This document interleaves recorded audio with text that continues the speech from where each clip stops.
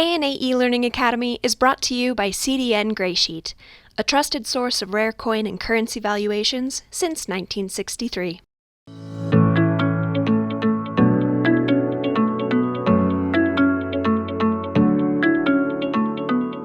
Welcome, everyone. Thank you for joining us today for our ANA eLearning Academy. The ANA would like to thank Graysheet for being our partner in our eLearning Academy. Today we have Ray Williams, who will be presenting on the state coinage of the Confederation era, 1785 to 1788. You will be muted during this presentation, so if you have any questions, please use the chat or the Q&A functions, and I will read them to Ray after his presentation. And now, without further ado, here's Ray. Hi. Well, I think that some of you out there know me, some don't. I just have a lot of fun collecting coins, especially colonial coins and paper money, tokens and medals. And I really appreciate the ANA giving me an opportunity to share some of my hobby fun with all of you. So today I'm going to be talking about collecting state coppers. As an overview, during the Confederation period from 1785 to 1788, the states were recognized by the Articles of Confederation to have the ability to produce their own coinages. The only states that took advantage of this was Massachusetts, Vermont, Connecticut, and New Jersey. Now, technically, Vermont was not yet a state. They didn't become a state until 1791, I believe it was, but for all intents and purposes, we'll just consider them a state for the purposes of this talk. The Constitution put an end to the states' rights to make their own coin, but actually some of these mints kept making coins well after into the 1790s until it really became uneconomical because there was a coppers panic at the time, and copper coins' value in commerce just plummeted where it didn't make it economical to make coins. So that was it for coinage until the mint started in 1793. There are reference books, which I'm going to cover at the end of the talk. There's also at the end, I have my email address, so if you have any questions that weren't addressed here or that I couldn't address at the time, please email me and I'll follow through. I don't know everything, and I have forgotten some things too. It comes with the gray hair. So things that I once knew, I might have to relook up, but hopefully I can answer and address all questions here. So I am going to share screen, enough looking at me. Let's look at some coins. Okay, slideshow from beginning. Okay, the state coinages of the Confederation era. This was, we call these colonial coins, but that's a misnomer. When our colonial period ended is up to debate. Some people say that it ended in 1776 when we declared our independence. Some people say it's 1783 when the Treaty of Paris was signed and King George III agreed that we were an independent country. But just as the umbrella for colonial coins, the state coinages and Washington pieces and some tokens and medals are included under that umbrella. Here are some of the examples of the coins that we're going to be talking about today. Connecticut in the top right, bottom left is Vermont, bottom right is New Jersey, top right is a Massachusetts cent, and in the center is a half cent. Now, for the Massachusetts coinage, there are two denominations. You see the cent and the half cent. They're the only coins denominated in cents and half cents. And the reason for this is that in August of 1786, the federal government came out with the Coinage Act, giving specifications for a cent and a half cent, and they had not yet set up the mint to make the coins, so they decided to follow the federal standard. The other three mints started their coinage before this federal act and just continued operating the way they did before the act. The Massachusetts Mint was, it was established, the Mint Act was established by Massachusetts in October of 1786. Joshua Witherley directed the mint operations. Joseph Callender and Jacob Perkins engraved the dies. Joseph Callender engraved all the dies for 1787 and some of the dies in 1788. And Jacob Perkins engraved some of the dies for the cents in 1788 and all three half-cent dies. The mint was a money-losing venture. The Massachusetts Mint was the only one run by the state government. The other three mints for Connecticut, New Jersey, and Vermont were all contract coinages. And Massachusetts figured out ahead of time that if they set up the mint, all the operating costs and bullion, materials, screw presses, labor, everything necessary was going to cost $10,000 to make 10,000 pounds, British pounds, to make 20,000 British pounds of coins for circulation. In reality, by the time they closed the mint in 1788, they had only struck 939 British pounds of coins, and they incurred a debt of 1,197 pounds. So each cent cost approximately 2 cents to make, and they couldn't continue. But at that time, in 1788, the Constitution was being ratified, putting an end to state coinages anyway. Now, with respect to their calculations, because it was a short run and they had initial problems, taking into account all the startup costs is why it was a money-losing venture. Had they been able to continue for another 3 or 4 years and struck a lot of coins, it might have been a moneymaker. So it was all in poor timing and initial problems with the mint. Here we have a Massachusetts half cent. Both the half cent and the large cent have a similar design with a Native American on the front holding a bow and an arrow, Commonwealth legend, and on the reverse, Massachusetts, an eagle holding both arrows and an olive branch, and the date below the coin, below the eagle, 1787 or 1788. The only difference in design between the half cent and the cent would be in the denomination, which is on the shield of the eagle. Of the 4 state coinages, Massachusetts is the only one whose legends are in English. The other states all used Latin legends, which was typical of what Great Britain was doing at the time. Massachusetts decided to go its own way, which is kind of neat. The mint was a quality operation, although they put out a very small amount of coinage compared to the other mints. Their quality was excellent. It's very rare to find an error coin in the Vermont or in the Massachusetts series. They're struck on nice copper generally, and the dies were quality made. Here's another half cent. This is a Ryder 1B. Hilary Ryder wrote a section of a book in 1920 classifying die varieties of Massachusetts and Vermont coppers.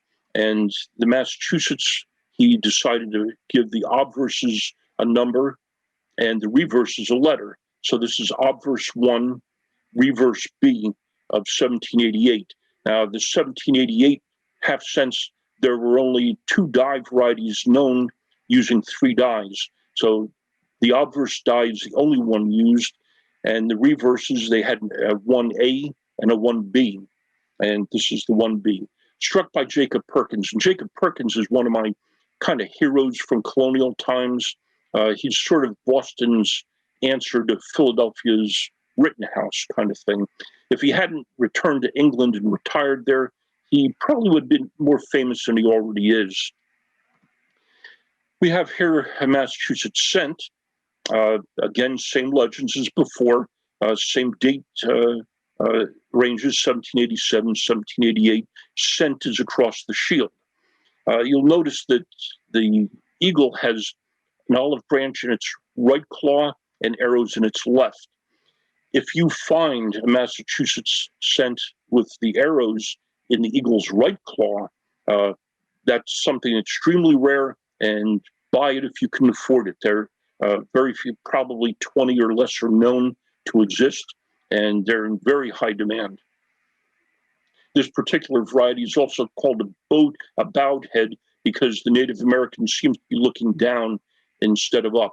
The differences in die varieties could be minute.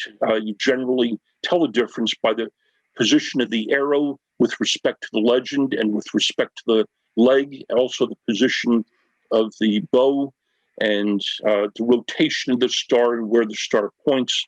And on the reverse, the positions of all the arrows with respect to the S and the eagle's left wing, also the positions of the olive branch leaves. So there are between cents and half cents, I believe there's about 50 or 51 varieties that would complete that collection. I'm going to go back. If you look at the S's on the reverse of this Massachusetts cent, they're cleanly made and open. Those are a sign that they were, the dies were engraved by calendar. The Perkins dies, if you look here, the S's look as though they were made out of the punch for an 8. They are closed, and that's diagnostic for Perkins dies of 1788. This is the reverse G of a rider 4G. Okay, on to Connecticut's. Connecticut Coppers, if you collect by die varieties, this is not for the faint of heart. There are like 350 die varieties. And for instance, here I have 2 obverses. And if you look at the obverses, except for somebody painting numbers and letters on the left one in the field, they look almost identical. This is obverse 31. And obverse 31 had a legend that you can see below: cinquefoil, octori, colon, cinquefoil, and then cinquefoil, connect, colon. And that's obverse 31. There are 2 obverse dies with this exact legend, which makes it kind of easy to attribute. On the right is a 33.2 obverse. So this is the second obverse of the 33 series, and all the 33 obverses have cinquefoil, octori, colon, cinquefoil, cinquefoil, connect, colon, cinquefoil. So this has an extra cinquefoil at the end that the coin on the left does not have. Now, the 33 obverses, I believe that there are 48 of them known. So 48 obverses have this exact legend. So you have to go by picture until you find the exact coin that you're looking for to get the die variety. And this is done by the placement of the cinquefoils, the lettering with respect to the bust. You can see here, if you look at the very first cinquefoil, the distance it has between the A of octori and its positioning to the bust, to the shoulder there, that all comes into play when you're looking to distinguish one obverse from another, and likewise for the reverses. Here we have 1785. These were struck from 1785 to 1788 near New Haven, Connecticut. I have some information here on the mint. They started in 1785. Every year until 1788. I believe current thinking is that all of the 1788 issues were actually struck at Machen's Mills in New York. These have Latin legends: Octori Connect by the authority of Connecticut, and then Indi et Lib for independence and liberty, abbreviated Latin. You have a bust of somebody, we don't know who. It almost looks as though it's an imitation of a British regal copper coin. And then we would like to think that seated figure on the back is Liberty, because she's holding a pole and there's a liberty cap on top of it. But she's in that position where she looks sort of like Britannia, but she shouldn't be, not at this point in time. And she's holding an olive branch, signifying peace, of course. And she's seated there, propping up a shield. Again, the punctuation of the legends will determine the die variety, the basic one, and then you just have to go through and one by one figure out the legend sequence and the positioning of artifacts and legends to determine the die variety. Now, here you have an Indi et lib on the reverse, and this is a mailed bust right. There are two types of bust, mailed bust and draped bust. This is also a mailed bust right, but instead of Indi et lib, this reverse has et lib Indi. And this is the next year, 1786, Miller 2.1a. Miller co-wrote the book in 1920 on the state coinages of New England with Ryder, and he took care of the section on Connecticut's, while Ryder took the sections on Massachusetts and Vermont Coppers. They left out New Jersey for some reason, but New Jersey isn't in New England, and Dr. Edward Marish had already written the book on New Jersey, so they probably thought it wasn't necessary. But it would have been nice to have everything in one book. Here we have a Hercules head, and this is a male bust left, and they call it that because he looks like Hercules, or what we would think Hercules would look like. But if you look at the strike on the obverse here and the strike on the reverse, both sides got probably equal wear. But what's happening in the reverse is that the die is bulging in the center here, and that comes from a problem with hardening of the dies. If you harden a die too hard, it becomes brittle and breaks. If you harden it and it's too soft, it gets hardened on the outer edges around the circumference, but soft in the middle, and it starts pushing in the middle in the design, which gives you a raised part of the coin so it doesn't strike up. And that's what you're seeing here, and you can see that on other coins too. It's just one of those things. They didn't have temperature-controlled ovens at the time, no digital thermometers, so they had to look at the color of the steel and then decide, okay, it's the right color, it's been in long enough, cool it off, harden it. And it was a guessing game. Some dies lasted forever, and some probably only lasted a strike or two before they just crumbled. But this is a male bust left, Red Book die variety, Miller 5.3N. And this is a 1787 example. And on the coin on the left, you saw that coin earlier. It's a 31.1-R4 reverse. This is called a painted die variety, PDV. It's a draped bust left rather than a military bust. And the painted die variety, old-time collections were kept in coin cabinets. And as difficult as it was, especially with Connecticut's, to attribute the coins and determine which die variety it was, they wrote it on the coin in ink, sometimes in pencil, sometimes in black ink, sometimes on the edge of the coin. And when they put these coins back into their little holes in the drawers in the coin cabinet, they were attributed. If somebody jostled the drawer, dumped the coins on the floor, they wouldn't have to spend hours and hours again trying to determine each die variety. It's already on the coin. And some of these painted dies can be attributed to famous collectors of the past, and they collect a premium. Diane said to me that what I should do is paint all the die varieties on my coins and make them more valuable. And I explained it doesn't work that way. If I do it, I'm defacing the coin. This was something that's part of history. So don't any of you be tempted to write die varieties on your coins. And then we have 1787, a small head for obvious reasons, Octori Connect, et lib Indi, and this is a Miller 1.1A of 1787, cool coin. I think this is the last Connecticut copper, also a painted die variety, head left, Octori Connect, Indi et lib, where Indi et is on the left and lib on the right, and 1788 date.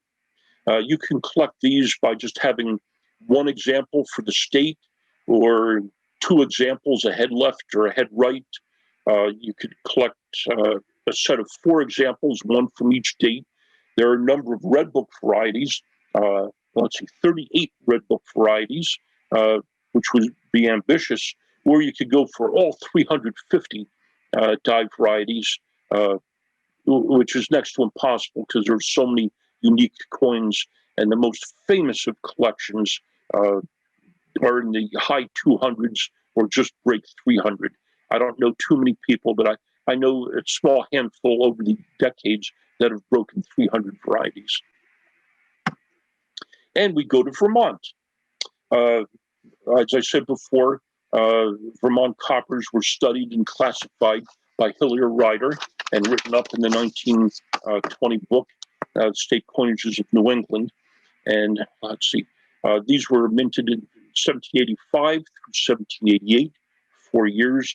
The initial coins are called landscape varieties because they have the mountains, and behind the mountains is a sun peeking up with its eyes and rays, and then on top of the mountains are happy little trees. And plow below the date, Latin legends. This particular one is Vermontis res publica. There are three different legends for the landscape: Vermontis,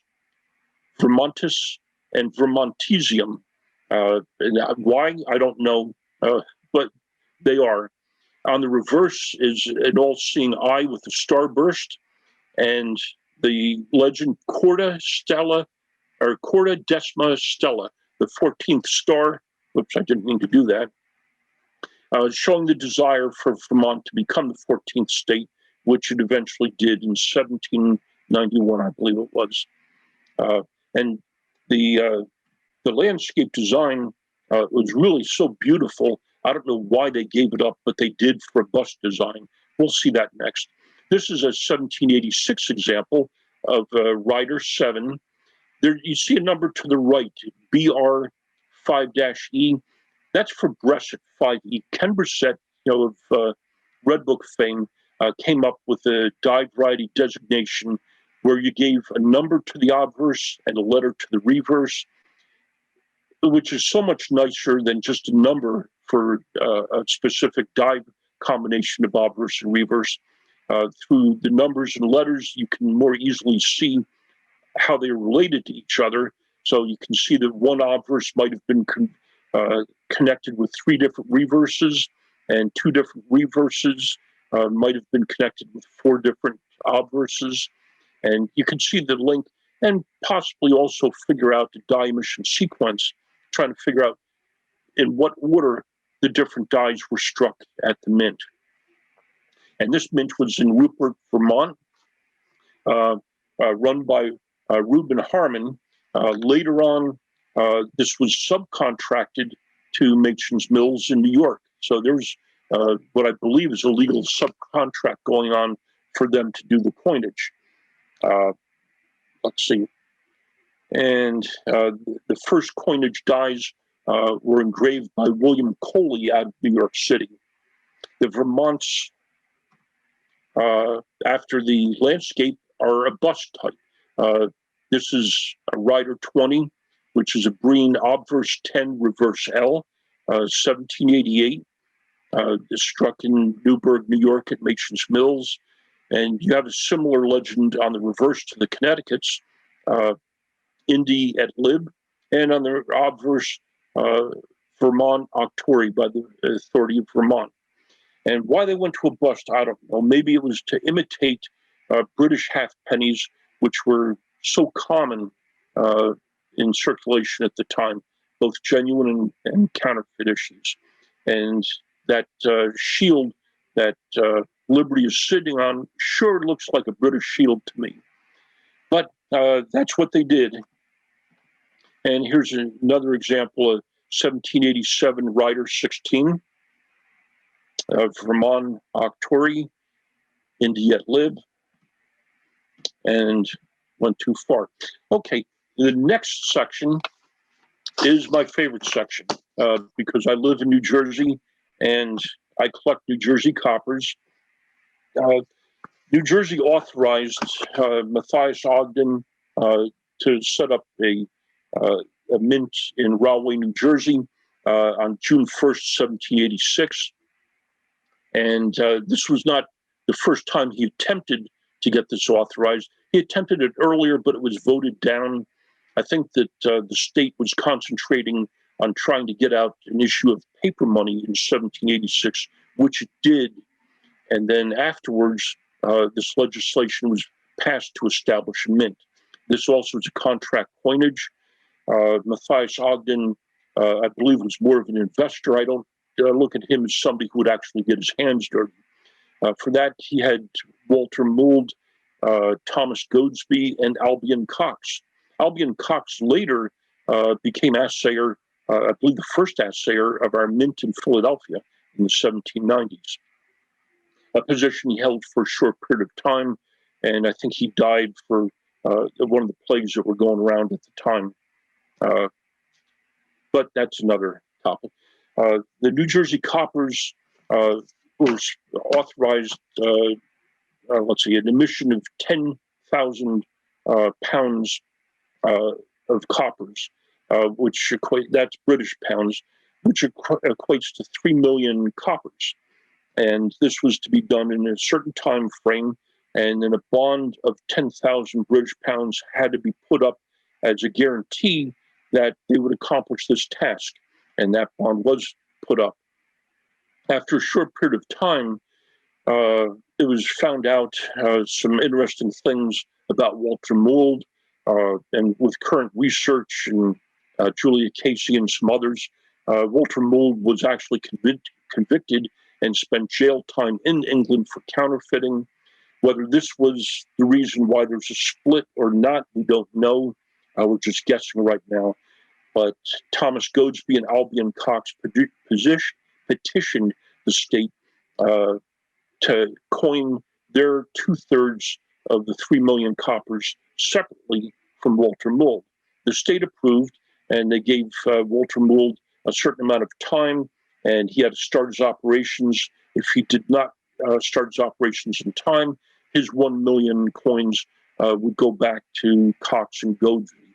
So Cox and Goadsby operated out of the mill, Daniel Marsh's mill in Rahway, New Jersey. Now, Marsh actually owned 2 mills, and we believe that the main mill was on the Rahway River. The other mill, we don't know anything about if that was actually used, but it does appear that it was rented by the mint. The legends and design of the New Jersey copper was copied from the state seal, which was, I believe, engraved by dosimetry back around 1783 in that time period. So artifacts had a shield, a horse's head, and plows, not like what you see here, but I think that these are just artists' rendering of devices taken from our state seal. The legislation said that the New Jersey coppers were to pass at 15 to a shilling, and also that these coppers would be receivable in the payment of taxes. This was not the case with the other 3 states. The other 3 states gave no sort of legal tender attribution to their coins. New Jersey did, and as such, in the copper panic, when the value of copper coins was gradually going down and down, and coins that used to be accepted for at 20 to the shilling in commerce were 25 to the shilling, 30 to the shilling, 40 to the shilling. Some went as far as 60 to the shilling. But when those lost their value tremendously, the New Jersey coppers held their value a lot better because of this legislation saying that they were acceptable in commerce. Okay. Diane always tells me, don't stray from my outline here. The The coins were struck from 1786 until 1788, as far as how the coins are dated. Dr. Edward Maris in the 1780s wrote the standard reference book on it, and which held itself as the reference until recently, actually. And we'll get into books later on at the end. This is a Maris 12I, the obverse Nova Caseria, the horse's head plow. This plow does not have a coulter, and it's one of the earlier struck issues from Rahway. You'll see some names underneath these. It's my sources where let's see, Don Matsusis sold this coin to me, and it came out of the Henry Garrett sale. Keeping pedigree information, or rather provenance, I've been corrected a number of times. These coins have provenance. A pet has a pedigree. So the provenance on these coins is important to keep just as part of their history. The next coin is a Maris 18J from 1786, and they call this the Bridal Variety. There's a die break that goes from the horse's head straight down, and I think that Edward Maris, if it was him that named this variety, was very generous.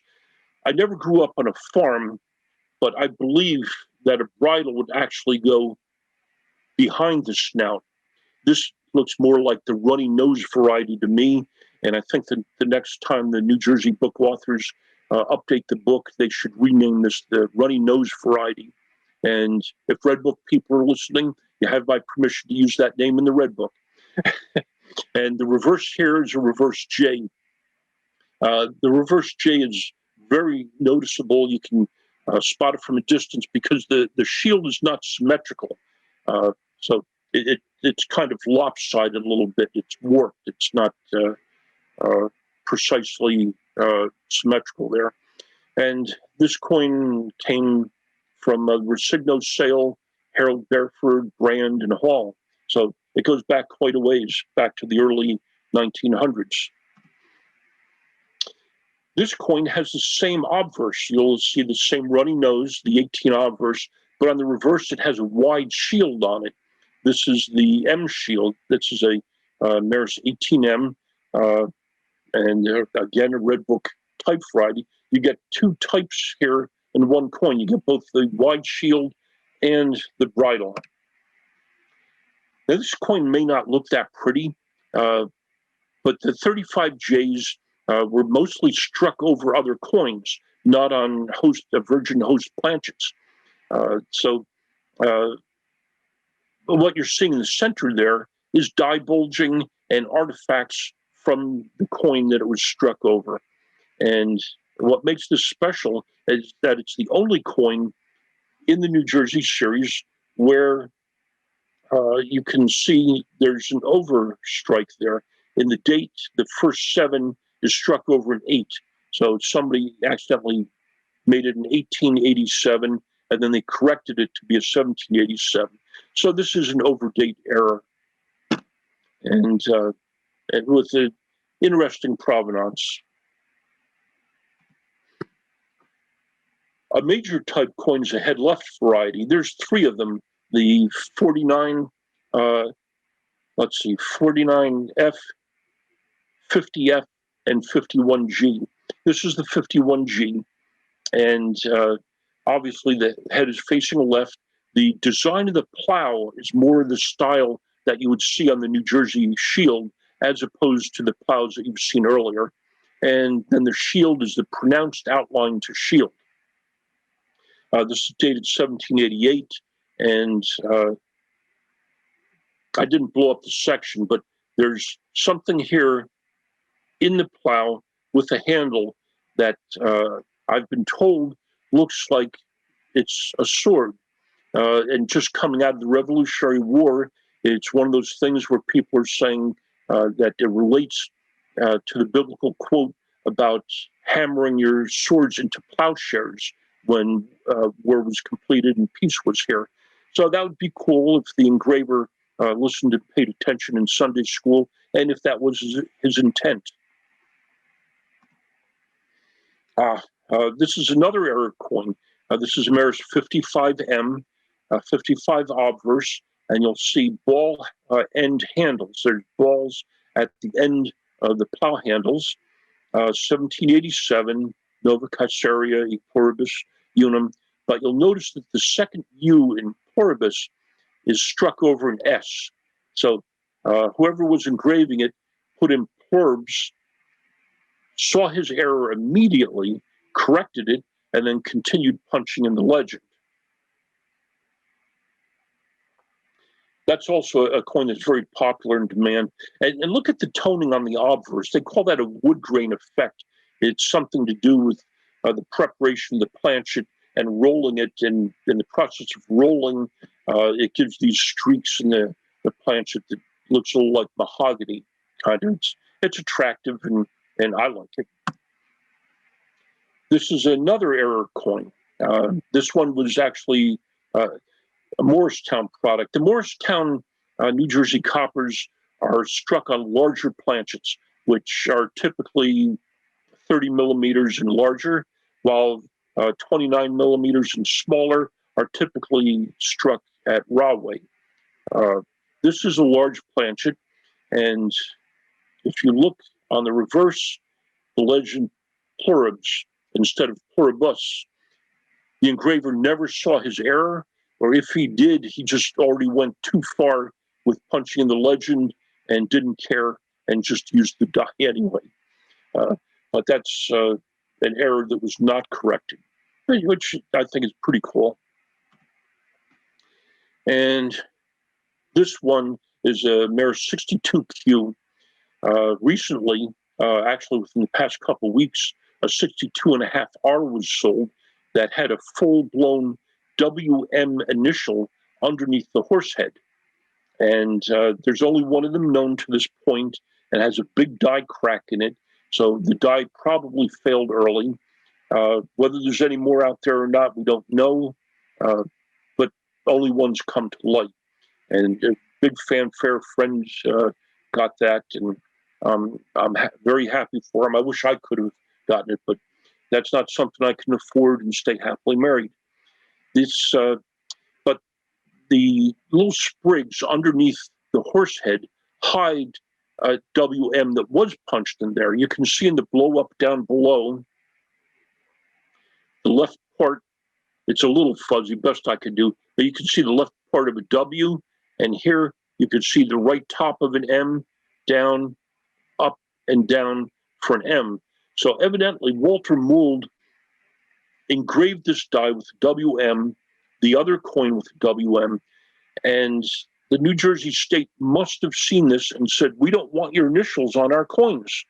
So rather than disposing of a perfectly good die, he softened up the metal, engraved the sprigs over the WM to try to obliterate it, and continued striking. So I'm thinking that this is probably one of the first coins that was struck at the Morristown Mint because of that. Pretty cool coin. And we have another Red Book type here. This is a Maris 77DD, a running fox variety. The plows and the horse heads on these are very obvious. You can just look at the front of it and know it's a running fox. But on the back, in the lower left here, is a running animal. Oops. Sorry about that. Pressed too hard on the touchpad. Now, that running animal traditionally has been called a running fox. Some people say it looks like a running horse, others a running dog, but we'll just let it go with tradition. It's a running fox. If you ever see one of these coins and that fox is on the right side where the unum is now, that's an extremely rare coin. Very few are known, and get it if you can. Who made these? It's hard to tell. We're thinking that probably John Bailey made them in New York City because we do have court records that he did make New Jersey Coppers, but the court records said that he made them legally. So it was probably a subcontract that he had for one of the mints, probably Rahway, but I'm not sure because we don't know. But it's something to theorize about. And that's part of the fun of colonial coins. We don't know everything. And there's so much that could be learned, and especially nowadays with what you can do online to research and find new information.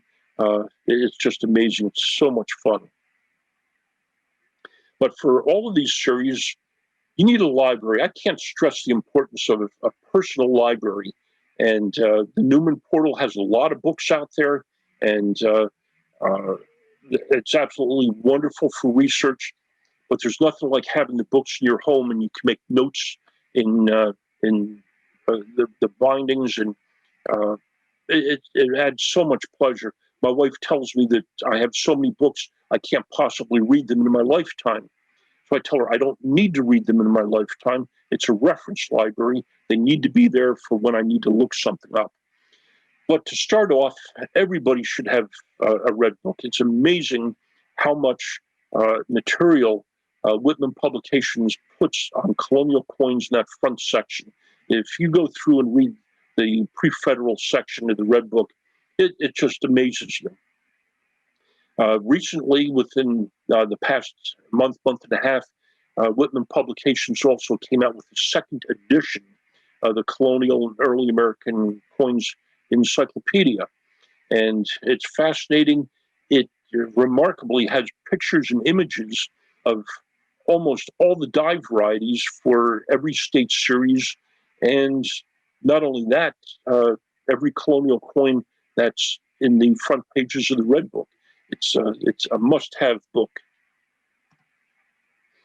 Then for New Jersey Coppers, on the left is our current Bible.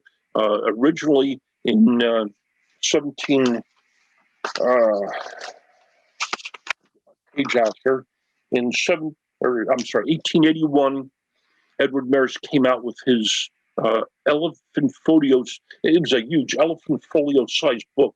It must have been terrible having to lug something that big around to conventions, but it had a fold-out plate that contained all the New Jersey copper dies and linked together with ligature lines that were known at the time. And that was pretty accurate and was a standard work until recently. My friends Roger Saboni, Jack Howes, and Buell Ish got together and wrote the Bible on New Jersey State Coppers. And we're going through some revisions in the near future and updates since it was published. There's been a lot of significant auctions and more literature and research coming about.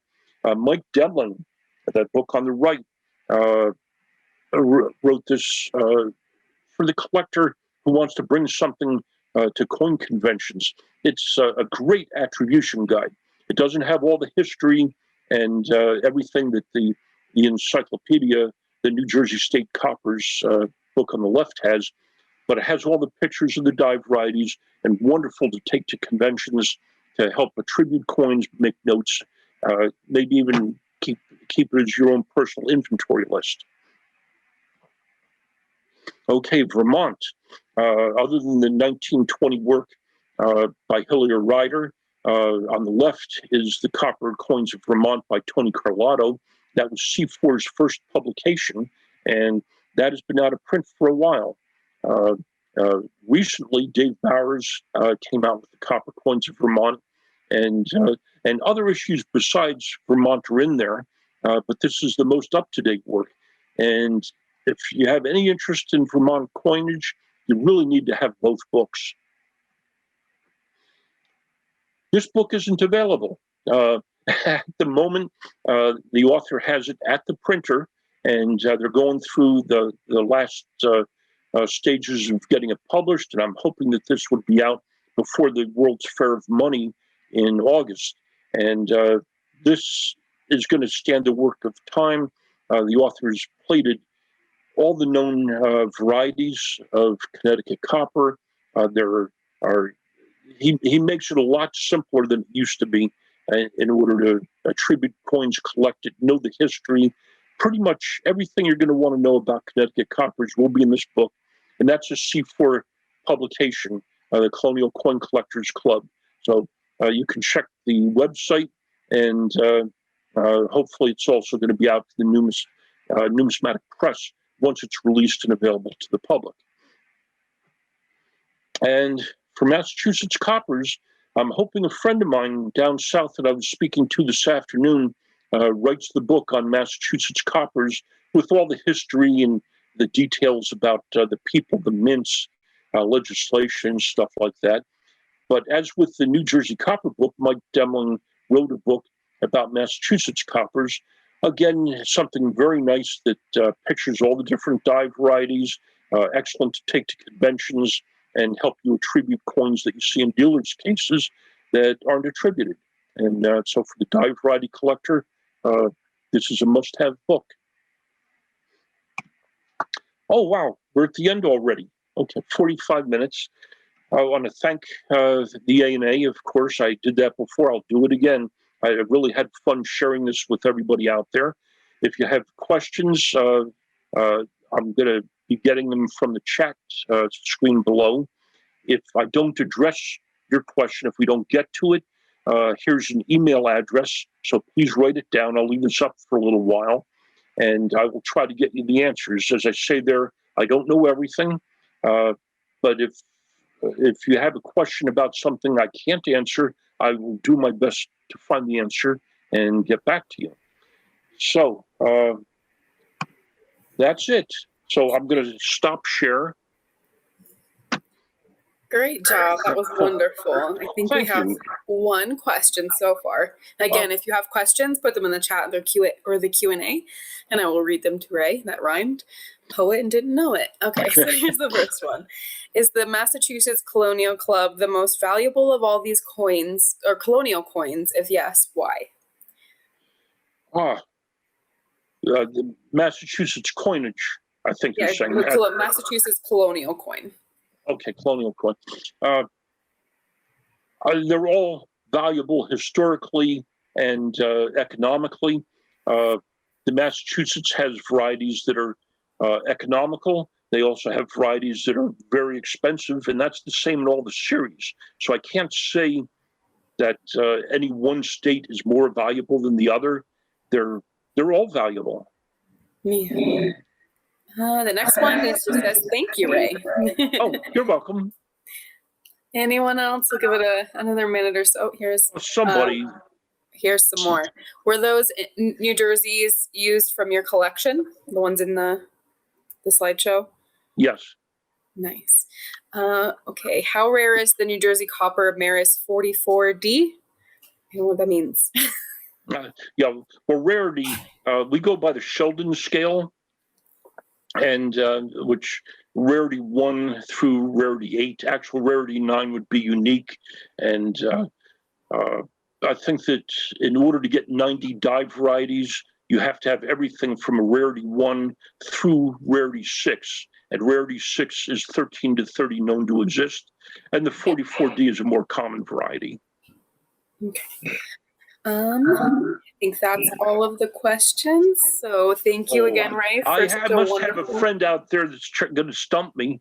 Oh, yeah. Does anybody want to try to stump Ray? Let's play Stump Ray. No, don't make it a contest. But